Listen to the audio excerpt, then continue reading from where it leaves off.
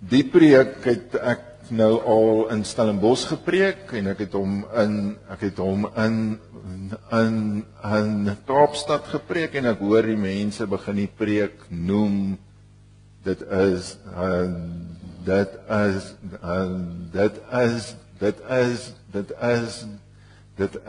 die onderste bo preek. En die rede hoekom dit so is want ek begin met die slotsin. En dan preek ek die slot paragraaf en dan preek ek die derde hoofpunt. En dan preek ek die tweede hoofpunt en dan die begindeel van die preek en dan preek ek die heel inleiding en daai beginsin waaroor die dominee 'n hele week dink.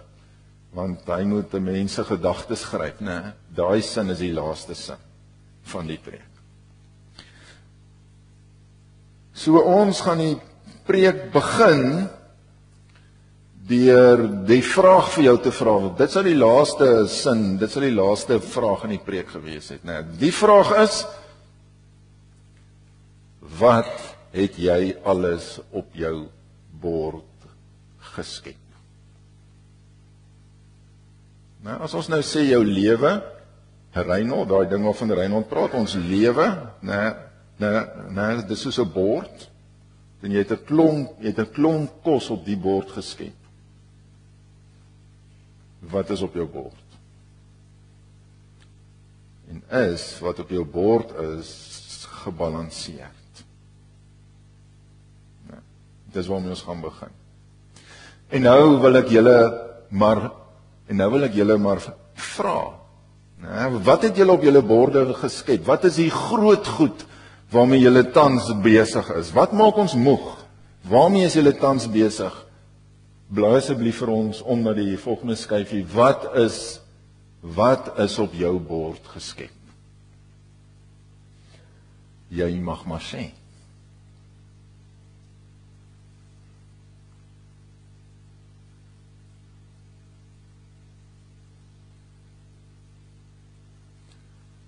Amper tog ek Reinhold steek sy hand om die lig, maar hy vat net sy hand so en hy sit hom op die reëling agter. Wat is op julle borde? Ja. Werk.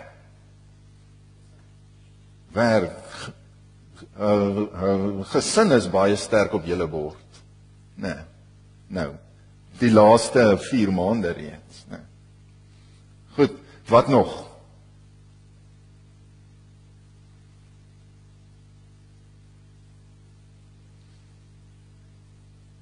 Lyk my julle borde is maar redelik leeg.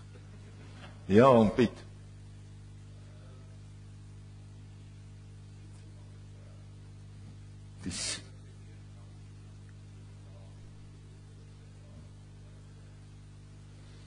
Naby mense, en hoe mense aan mense dra. Dis 'n groot dus nou op oom Piet se bord. Julle sal dit goed kan begryp. Nog iets, is daar dalk nog iemand wat wil sê wat is op hulle borde? Ja. Kinders wat die hele wêreld volwoon, en wat ver is en hulle is bedoel om langs mense te wees en mense is lief vir hulle. En dit is swaar goed wat 'n mens dra. Nou as ons na die volgende vraag toe kom, party van die goed wat op ons bord geskep is, soos spinasie of patats of broccoli, is swaar om te sluk. Nou 'n mens kou swaar daaraan. Kan julle aan dinge dink wat julle in julle borde het wat 'n mens swaar aansluk? Ek dink dat dit wat oom Piet nou gesê het, dis 'n ding wat 'n mens swaar aandra. Is daar sulke goed in julle lewe, dinge wat swaar kou?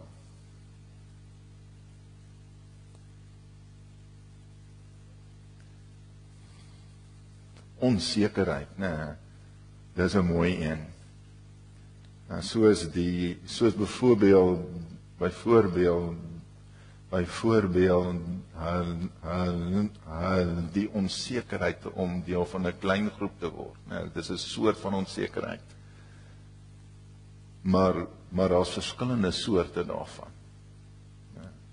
Die tyd wat dit die laaste 5 jaar die swaarste met ons gegaan het, was toe my vrou nie seker van haar werk was. Dit is 'n goeie voorbeeld.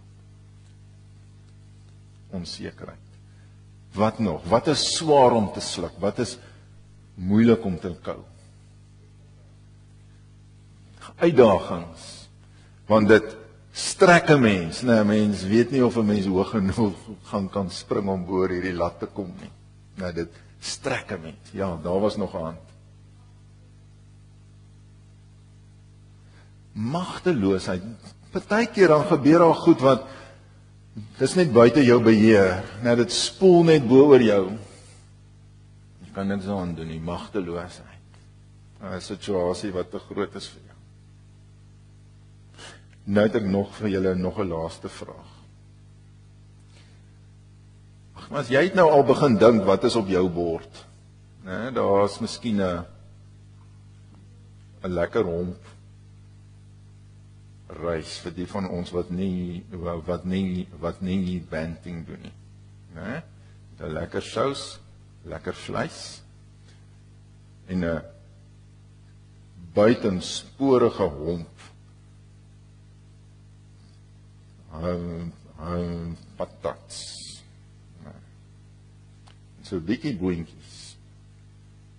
Wat is die gevolg daarvan as jou bord word as die kos wat jy op jou bord skep vir 'n lang tyd so lyk?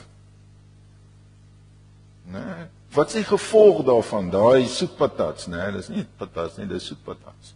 Wat is die gevolg as jy vir 30 jaar daai bord kos gaan bly eet?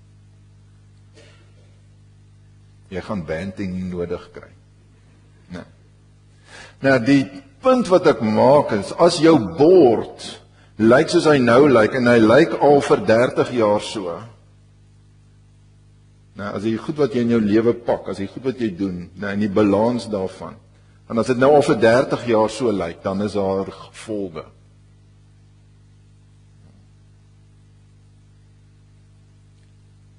Wat sou daai gevolge wees?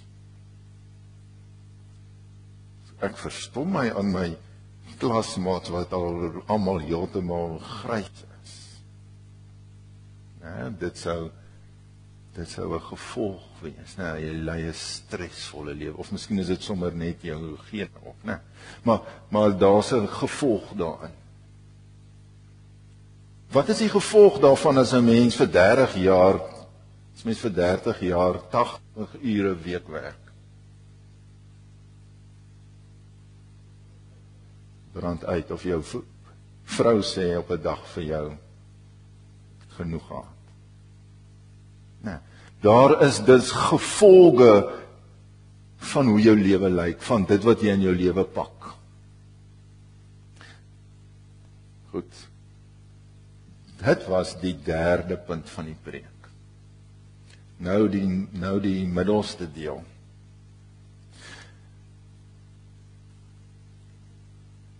Hoe gebalanseerd is jou maaltyd? Hoe gebalanseerd is die goed wat jy op jou bord skep? Nou het ek, en ons sal net nou daai skrifgedeeltes lees, want 'n mens lees mos die skrifgedeeltes aan die begin van die preek. So ons sal dit net nou lees. Na navorsing het ek gesê 'n mens lyk so. Jy het ons gehoor, 'n dopper is 'n vierkantige blok in 'n ronde gat, Daarom is die prentjies vierkantig. Maar 'n mens lyk so. Jy het 'n liggaam, wat fisies is, en dan het jy 'n siel. Jou siel is dit wat jy nie kan sien nie. Dit wat binne is, dit wat jy nie kan vat nie. Jou liggaam gaan in hierdie wêreld dood, jou siel gaan nie dood nie. Goed. En vanuit die Bybel, vanuit die wysheidsliteratuur in die Bybel, sê mense, die siel bestaan uit 'n hart, of die gevoelsdeel, né? En dit bestaan uit wil, of jou motivering deel, en dit bestaan uit jou verstand, of jou rationaliteit, né? So jy kan dink, en jy wil, jy dryf, en jy voel goed. Maar, en julle kan ons onthou, ek het die preek hier oor die wedergeboorte gepreek. Nee, party mense se siele word weergebore dat hulle 'n lewende gees het. En jou gees is die deel van jou wese wat God raak sien, wat God raak hoor, wat met hom kan kontak maak. Nou, as julle net hierdie ding gaan Google, dan gaan julle op 'n reuse teologiese geveg afkom. Reusagtig. Party mense sê siel en gees is dieselfde ding. En jy het net twee, jy het 'n liggaam en jy het 'n sielgees. Maar ek gaan later vir julle wys. Die gees is tog ietsie anders as 'n gewone siel. So nou is die vraag, as jy nou na jouself kyk, na jou liggaam kyk, na jou siel kyk, na jou gevoel, jou wil, jou verstand en na jou gees. En jy dink oor jou program, jou dagboek. Is jou dagboek gebalanseerd? Is dit wat op jou bord is gebalanseerd? En nou gaan ek weer myself gebruik, sodat jy my weer kan spot daaroor. Maar my dagboek is nie gebalanseerd nie. My dagboek lyk so. Daar's so 'n stuk besig met my, maar met my gees. Dit is net so groot stuk. En dan 'n tweede groot stuk my verstand. Spandeer baie tyd daaraan, want die Here het my geseën met 'n verstand. En as ek bietjie oor myself twyfel of bietjie onseker is, dan gaan ek mos na die ding toe waarmee hy my geseën het. Dan gaan ek na my brein toe. So daai twee goed is hierdie groot hompe op my bord. En terwyl ek 'n paar jare terug in 'n baie moeilike situasie was, regtig moeilik. Jy sal weet waarvan ek praat. Regtig 'n moeilike situasie was. As het met my gebeur wat met mense in moeilike situasies gebeur, hulle gevoelswêreld word stomp. Mense het hierdie normale verdedigingsmeganisme. As jy deur moeilike goed gaan, dan word jou gevoelswêreld stomp, want jy sal doodgaan van baie intense gevoelens. En toe op 'n dag, toe gaan sien ek 'n sielkundige en sê, jy moet my help om my gevoelswêreld weer reg te maak. Nadat ek om 'n jaar gesien het, is ek nou weer die mens in ons huis wat vir die romkom sit en huil. My vrou en my seun, hulle sê, ag pa, maar ek sit daar en huil. So my gevoelswêreld is weer heel, hy is weer aan die gang. Maar dit waarvan daar nie genoeg in my bord is nie, is my lyf. My lyf, ek doen nie genoeg om my liggaam gesond te hou nie. Om te eet is of 'n ding om heen te vlug. As ek spanning beleef, of is 'n ding om nie te doen nie, want ek is te besig met my brein en my gees. Of vroeg in die oggend aan die hardloop met my geesteswerk sonder om vir my maag behoorlike gebalanseerde kos te gee, want daar is nie die tyd. Ek vang my deesdae my ontbyt by my studeerlesenaar sit en eet. Hoe werk dit? Nee. En toe net vir die pret daarvan toe gaan vul ek daai body mass index in. Toe is ek 30. Nou 30 grens aan 'n vloekwoord. 'n lelike woord daai. Obese.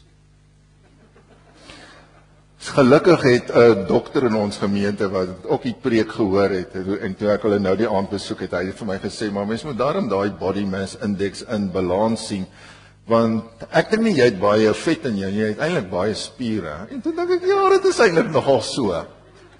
Né? Maar die punt wat ek maak is, ek kan die gevolge van hoe my dag se program, hoe my week se program se balans lyk, ek kan dit aan my lyf sien. Terloops, die dokter het gesê 'n beter maatstaf is om jou maag te meet en die verhouding tussen jou heupe en jou maag, en as dit kleiner is as 1, soos jou middel kleiner is as jou heupe, dan sê jy, okay, nou daar gaan ek dop. Nee. So, dis die punt. Nou die punt is, omdat daar in my lewe wanbalans vir baie jare al, kan ek die gevolge in my lewe sien. En nou gebruik ek my as voorbeeld, omdat ek lankal nie meer skaam is oor wat wie ook al van my praat of sê of dink nie. Nou, deel van die wins van dit wat ek beleef het. Maak nie meer saak wat mense van my dink nie, dis heeltemal okay. Maar dit gaan nie oor my nie, né? Dit help nou nie, jy gaan nou rond en sê, daardie dominee is so en so en so, en hy kyk nie na sy liggaam nie, dis nie die punt nie. Ek gebruik myself as 'n voorbeeld hoe jy na jouself sal kyk, en sê, hoe lyk my bord, hoe lyk my lewe, en is dit gebalanseerd? En hoe lyk die gevolge hiervan in my lewe, en moet ek regstellings maak? En jou balans lyk verskillend van die mense langs jou se balans. Maar doen die week daaraan iets.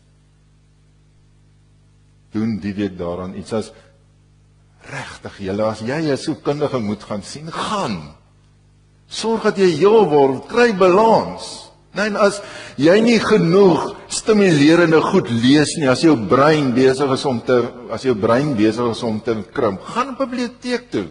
Ek gaan neem 'n lekker boek oor 'n lekker biografie uit. Nou van 'n lekker positiewe mens, en lees 'n storie. Stimuleer jou brein, kom aan die gang. En as jy voel jou dryf, jou wil is nie daar nie. Gaan soek op die internet oor wanneer is 'n mens depressief, of miskien is dit dalk net burn-out, maar maak 'n plan, doen iets om balans te kry. Dit help nie, ek gaan die res van my lewe met hierdie wanbalans voort nie. My speed wobble word net al hoe groter. Los dit vandag op. Los dit hierdie week op. Goed, dit was die middelste deel van die preek. Nou, die derde deel. Kom ons kyk wat staan in die Bybel. 1 Tessalonisense 5. Mag God wat vrede gee, julle volkome aan hom toegewyd maak. Nee, volkome aan hom toegewyd maak, en julle geheel en al na gees, siel en liggaam so bewaar dat julle onberuslik sal wees wanneer ons Here Jesus weer kom. Hy sal dit ook doen, want hy wat julle roep is getrou. Dit was vir my nodig om raak te hoor dat die Here het belang by my lyf. Dat die Here het belang by my liggaam, is vir hom maar dis vir hom belangrik. Baie belangrik. Net so belangrik soos my verstand en my gevoelswêreld en my gees, net so belangrik. En as hy my geheel en al wil bewaar, as hy my geheel en al wil bewaar, dan beteken dit dat sy gees ook beheersing neem van wat met my lyf gebeur.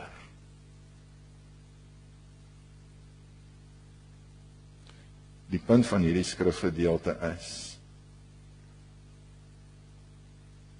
jy, die Here wil jou heeltemal hê, heeltemal. As ons bietjie in die tegniese detail hiervan ingaan, ek het reeds gesê van die siel-gees debat. Nou by hierdie deel van die preek sal 'n mens nou tipies bietjie in meer detail daarin gaan en 'n ekskursie neem oor die charismatiese ingestelde gelowiges wat baie graag daarvan hou om te sê daar is 3 dele, daar's 'n liggaam en 'n siel en 'n gees. Want onthou, hulle het nodig om dit te beklemtoon dat ek het van die Here gehoor. Nou, hulle is mos lief om dit te sê, en dan sê hulle dit. En dan moet hulle dit kan regverdig. Hoe weet jy? My gees het die Here hoor praat. Nou, so gewoonlik het die meer charismatiese ouens, hulle sê dis 3. Nou, en dis 3 los van mekaar. Die meer reformatoriese manne, hulle sê nee, daar's net 2, want die Here het deur die Bybel gepraat. Nou in die Bybel lees ek met my verstand. Nou, so ek het eintlik net 'n siel nodig en daarom is die gees en die siel eintlik dieselfde ding. Dis breedweg hoe daai hele debat loop. Maar as 'n mens lees in die Bybel, dan gebruik die Bybel hierdie woorde siel en gees glad nie spesifiek soos 'n definisie in 'n proefskrif nie. Nou partykeer dan word die woord gees gebruik en dan bedoel hy siel, en partykeer word die woord siel gebruik en dan bedoel hy siel en gees, en in die Bybel gebruik hierdie woorde nie baie konsekwent nie, maar as mense al die kere wat hierdie woorde in die Bybel deurgaan, bymekaar sit en bietjie daardeur sif, dan sien mense daar is tog 'n verskil tussen siel en gees. En ek wil vir julle na 2 sulke skrifgedeeltes toe neem wat dit wys. Hebreërs. Die woord van God is lewend en kragtig. Dit is skerper as enige swaard met 2 snykante. En dring selfs deur tot die skeiding van siel en gees en van gewrigte en murg. Dit beoordeel die bedoelings en die gedagtes van die hart. Skeiding van siel en gees. Nou, wat wil hy met hierdie skrifgedeelte sê? Daar waar die Here se woord ingaan, is daar wat jy 'n baie spesiale instrument nodig het. Nou, daar waar dit skerpheid nodig het. Daai skampel, hy moet daar ingaan. Nou vir daai mense in daai tyd, gewrigte en murg, en die tyd as die gewrig gebreek is, dan is die murg die hele gewrig vol. Nou, maar om daai skeiding te maak tussen siel en gees, so wat die gedeelte sê is, daar is 'n skeiding, maar is baie naby. Daar is 'n skeiding, maar is baie naby, en daarom het ek in my prentjie nie 3 blokke gemaak nie, maar gesê, my siel word deur my gees eintlik toegemaak of vasgehou. En dan net om die punt te bewys hoe die Bybel nie hierdie terme soos in 'n proefskrif gebruik nie, staan die woord hart hier. En hier word met hart bedoel mense diepste gedagtes en nie mense gevoelens. Nou, net om nou die punt te wys. Daar's nog 'n teks in Korintiërs. Maar die natuurlike mens, en die woord wat daar vir natuurlike mens staan in Grieks, sê dieselfde stam as die woord siel, né? Psiche is psigologie. Maar die natuurlike mens, maar die siel, neem die dinge van die gees van God nie aan nie. So my hart, my natuurlike is soos wat ek gebore is, met 'n gevoelswêreld, met 'n wil en met 'n verstand, neem die dinge van God nie aan nie. Die natuurlike mens kan God nie sien nie, kan God nie leer ken nie, kan hom nie hoor nie. Nee, alle mense het 'n siel, en as jy net en as net jou siel lewe en nie jou gees nie, dan kan jy God nie sien met jou siel nie. Want dit is vir hom dwaasheid en hy kan dit nie verstaan nie, omdat dit wat is, omdat dit geestelik beoordeel moet word. Maar die geestelike mens, en die woord wat hier gebruik word vir geestelike mens, en sê dieselfde stam as die woord gees. Maar die geestelike mens beoordeel wel alle dinge. Self egter word hy deur niemand beoordeel nie. Hierdie beoordeel wel alle dinge beteken kan God boonop hoor. Nou hy het toegang tot die dinge in hierdie wêreld, maar hy het ook toegang om God te hoor en sy stem te herken.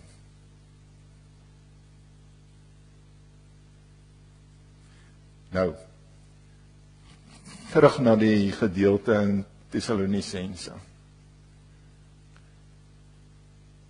Hier is 'n blaai net weer om, nee, blaai net na die volgende skyfie om, daar's hy. Hier is nog 'n waarheid in hierdie skrifgedeelte.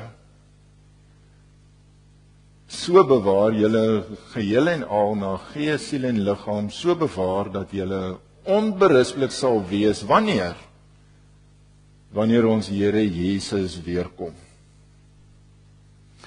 So die vraag is, om dit nou blaatant te stel, hoe gaan my middel lyk as Jesus weerkom? Nee, hoe gaan my balans lyk wanneer Jesus weerkom?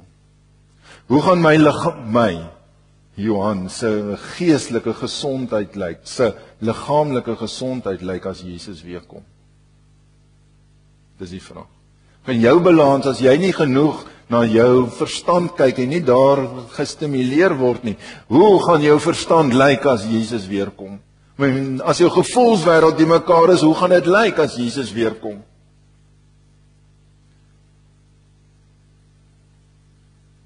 Nou die begindeel van die preek. Jou lewe, dit is soos 'n bord. En dit wat op jou dagboek staan, is wat jou op 'n bord skep. Hoe gebalanseerd is jou bord? Hoe gebalanseerd is jou lewe? En die beginsin van die preek, daai een waaroor ek 'n hele week gedink het, is dit die bord in jou hand, waarmee jy wil hê Jesus jou moet kry. Amen.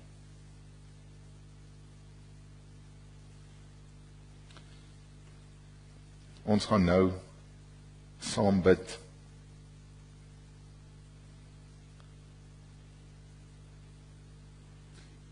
Kom ons buig die hoofde. Here, hier sit ons met ons lewens. Elkeen weet hoe lyk haar of sy balans. Elkeen roep na balans. Elkeen dra die gevolge van 'n jare se ongebalanseerde dieet. Praat u Gees asseblief met ons. Elkeen. En wys vir ons waarvan ons dalk te veel het. En waarvan ons dalk te min het. en gee ons die daadkrag, die moed, om hierdie week balans te begin soek. Ons bid dit in die naam van ons Here Jesus. Amen.